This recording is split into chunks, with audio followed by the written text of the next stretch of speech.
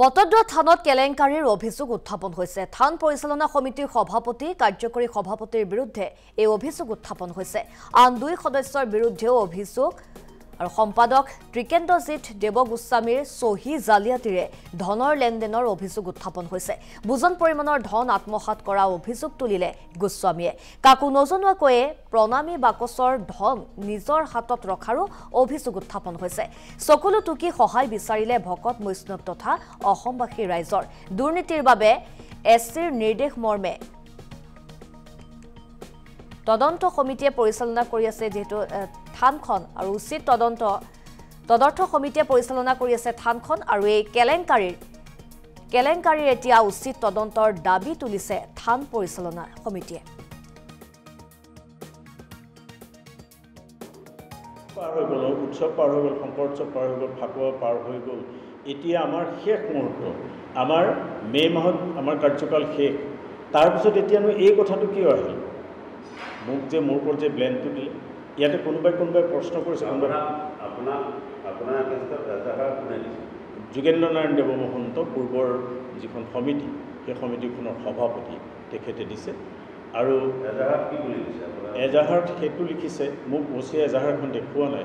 মই চাব বিচাৰিছিলোঁ, তেওঁ ক'লে যে আপোনাক এজাহাৰখন দেখুৱাব নোৱাৰোঁ, যোনে এইখন দিছে তেওঁকে দেখুৱাব পাৰি। কিন্তু মূল কথাটো হ'ল, আপুনি প্ৰণামী বাকচৰ বুজন পৰিমাণৰ ধন আত্মসাত কৰি পলাই আছে। গতিকে আপোনাৰ ওপৰত আইনী ব্যৱস্থা ল'ব লাগে। তলাৰ চাবি মোৰ হাতত নাথাকে, এইটো সম্পূৰ্ণ কোষাধ্যক্ষৰ হাতত থাকে। কোষাধ্যক্ষই এইটো তালা খুলি দিয়ে, পইচাখিনি উলিয়াই দিয়ে কৰ্মচাৰীক লৈ পেলাই। আৰু সভাপতিয়ে সৰহসংখ্যক বাকচ, আমাৰ কাৰ্যকালৰ সৰহসংখ্যক বাকচ তেখেতেই হিচাপ নিকাচ কৰিলে। মই কোনোদিন কোনো সেই বাকচ খোলা হেৰিত মই উপস্থিত থকাই নাই। বটদ্ৰা থানত কেলেংকাৰীৰ অভিযোগ উত্থাপন হৈছে। থান পৰিচালনা সমিতিৰ সভাপতি কাৰ্যকৰী সভাপতিৰ বিৰুদ্ধে এই অভিযোগ উত্থাপন হৈছে। আন 2 সদস্যৰ বিৰুদ্ধেও অভিযোগ আৰু সম্পাদক ত্ৰিকেন্দ্ৰজিৎ দেৱগোস্বামীৰ সহি জালিয়াতিৰে ধনৰ লেনদেনৰ অভিযোগ উত্থাপন হৈছে। বুজন পৰিমাণৰ ধন আত্মসাত কৰা অভিযোগ তুলিলে গোস্বামীয়ে। কাকো নজনোৱাকৈয়ে প্ৰণামী বাকচৰ ধন নিজৰ হাতত ৰখাৰো অভিযোগ উত্থাপন হৈছে।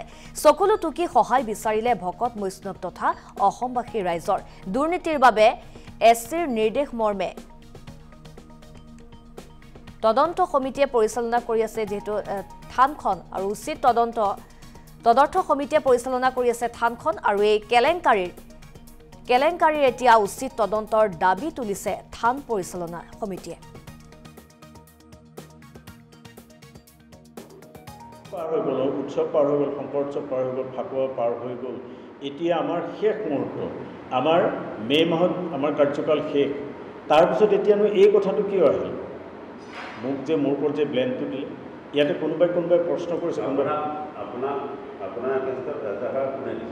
যোগেন্দ্ৰ নাৰায়ণ দেৱ মহন্ত পূৰ্বৰ যিখন সমিতি, সেই সমিতিখনৰ সভাপতি তেখেতে দিছে।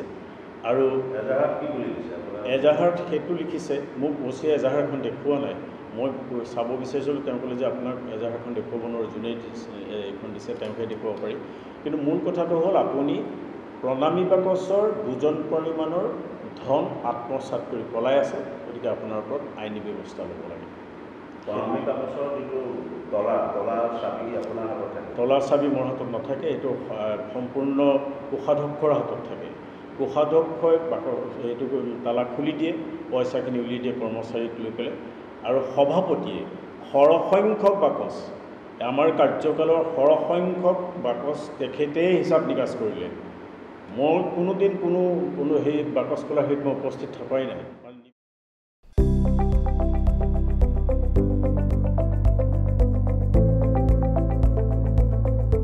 NB নিউজ, সহজ সৰল ভাষাত নৱভাৰতৰ কথা।